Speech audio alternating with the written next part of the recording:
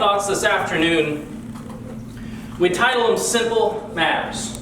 And we're going to start out in Song of Solomon, chapter 2. And Song of Solomon is a book of the Bible that you may have never darkened the doorstep of and may have never really looked at, but today we're just going to go for it. Song of Solomon, chapter 2, verse 15. This comes from the ESV. Solomon, who is the wisest man who ever lived outside of Jesus, writes these words. He says this. He says, "Catch the foxes for us, the little foxes that spoil the vineyards, for our vineyards are in blossom." Solomon, in his God-given wisdom, is saying, hey, catch all the foxes, those little foxes. It's not just the great big things in our life that make a big difference. It's the small things in our lives that end up doing things that we never thought they would or never thought they could. And today I really want to talk about how the simple day in, day out choices of your life, of my life, matter. That simple choices matter. Have you ever bought something that you almost immediately, or maybe even not immediately, had some kind of buyer's remorse for? Bought something that you got at home and you used it and you figured out that it wasn't exactly what you wanted or wasn't exactly what you thought you were buying. There were little details that you hadn't noticed about it when you bought it.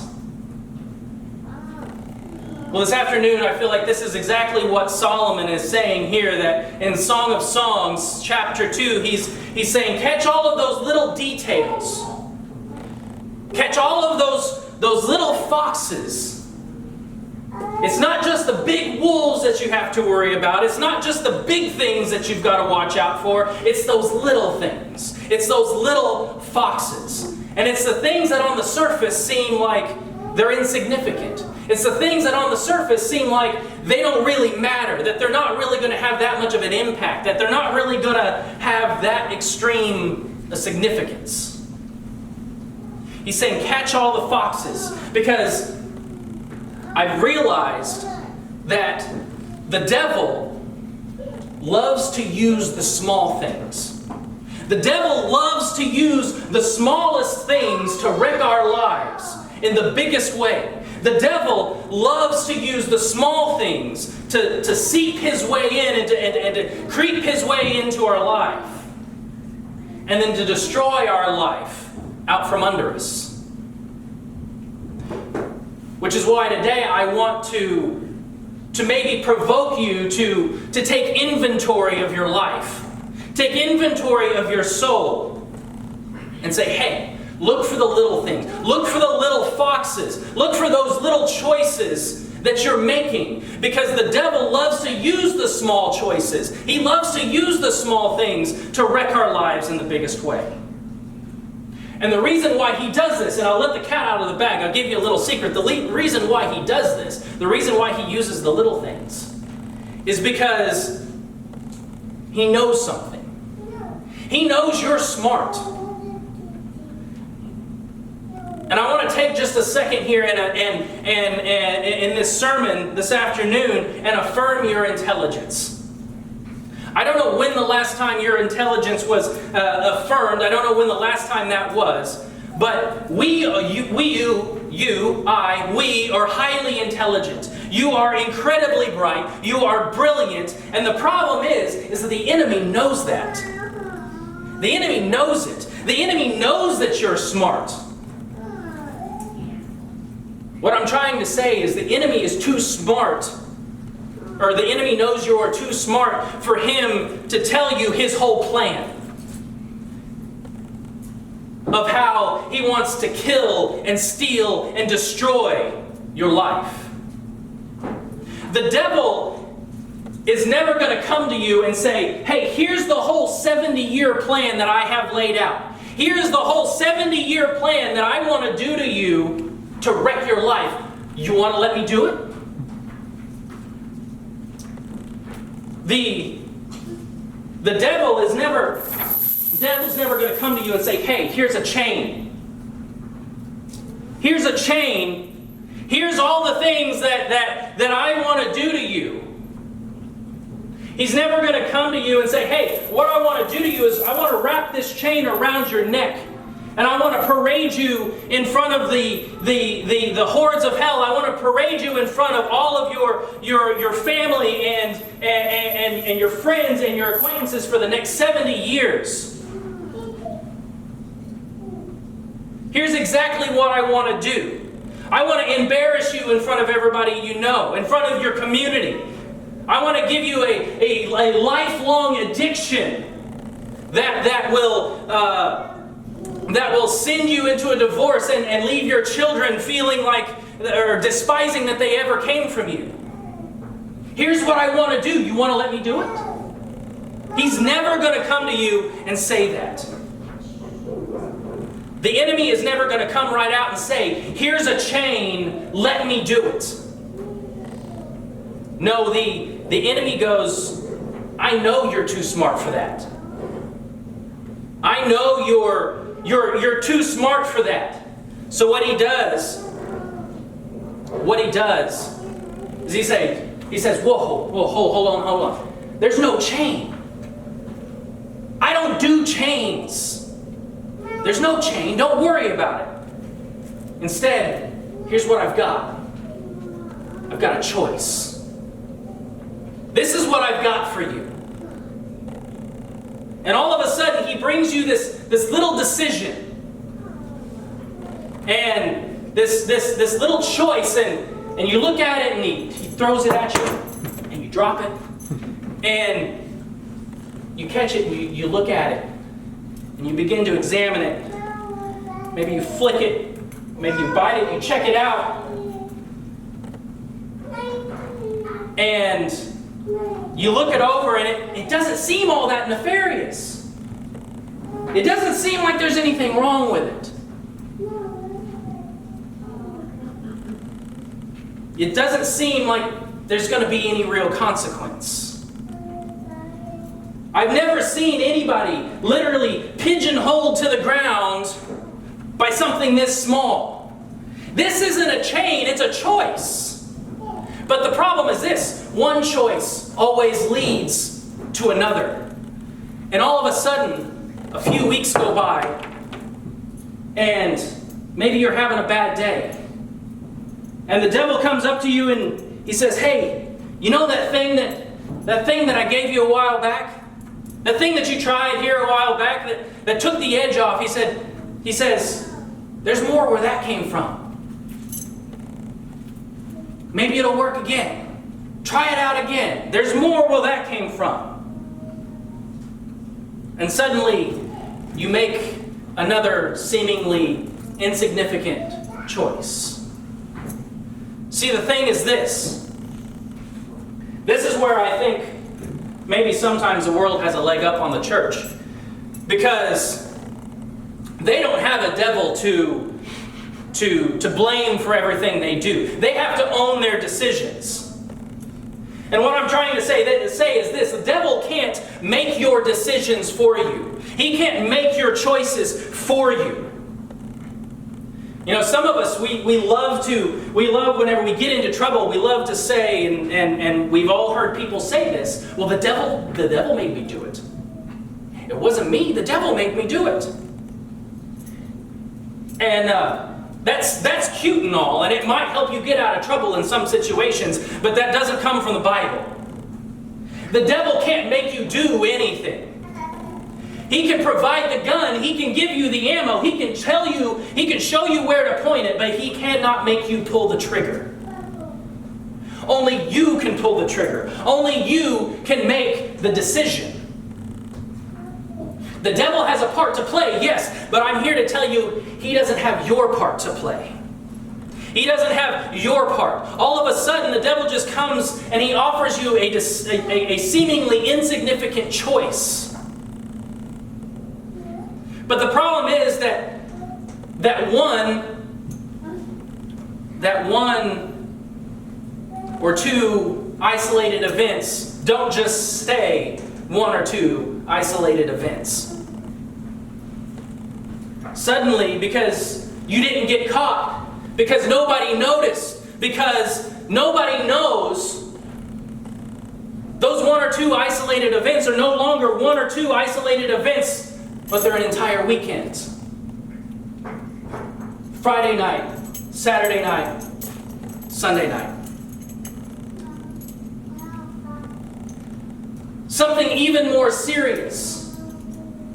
And then suddenly you feel like, well, I've come this far, I might as well keep going. I've come this far, I might as well keep going down this road. And you see, here's the sick and twisted thing about the enemy, about the devil.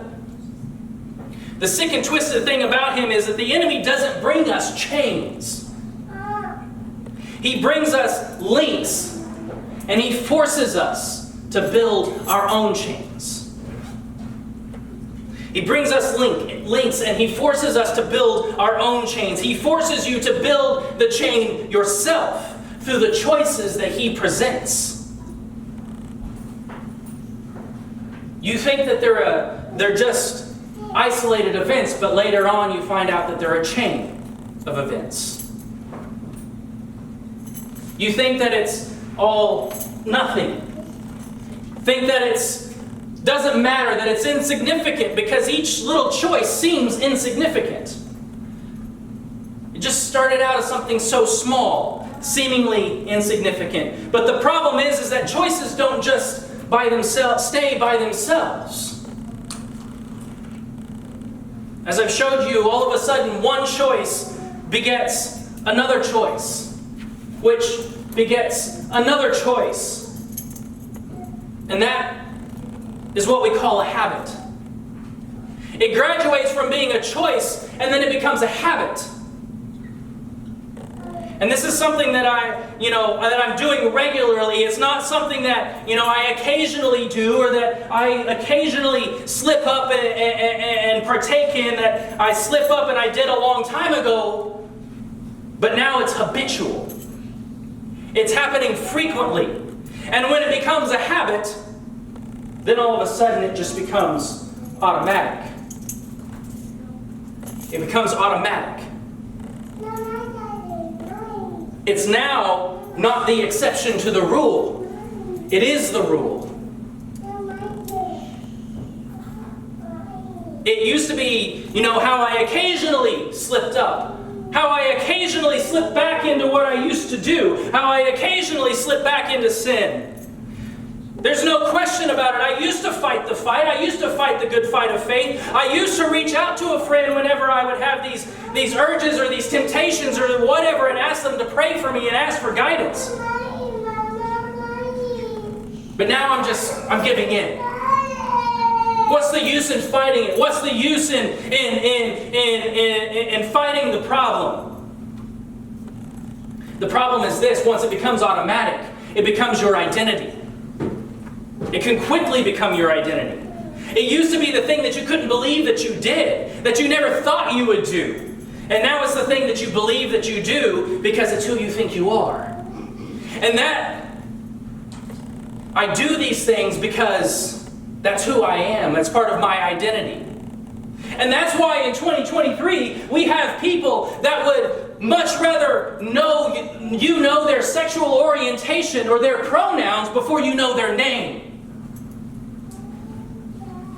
Because it's become their identity. I need you to know who I am in the bedroom, or who I am, who I prefer to date, or whatever like that before you know my name. Because that's who I am. And the problem is this: not long after it becomes your identity, it surely feels natural. It becomes commonplace. It feels natural. It no longer feels like this thing that used to feel foreign. I used to feel convicted whenever I did these things. Or I used to feel this twinge of guilt, or whatever it was. That sting of conviction. I don't even fight it anymore. You know what? The Bible is just this antiquated, dusty old book, and I think we just need to get rid of it. Or you know what? We've surpassed, we have arisen past to a new level of intelligence, and we know more than the wisest man who ever lived. And we ought to just do whatever we please because it's natural to humankind. And I'm here to tell you this afternoon that if sin feels natural, then you are in chains. If sin has come to the point to where it feels natural, you are in chains. And I'm not saying that you occasionally slip up, or that you occasionally make a mistake, or you occasionally do those things, or go to those places, or whatever it might be. I'm saying it's who you are. You have no qualms about it. You have no guilt about it. You have no qualms with it, and you're no longer fighting it. And you've given up on what God thinks because you've bowed to the altar of what you think. Then you're in chains. But listen, I am not here this afternoon to pick on people who are in chains. I am here this afternoon to let somebody who might be in chains know that there is in fact a chain breaker, and his name is Jesus. He can do something about these chains. He can do something about your chains.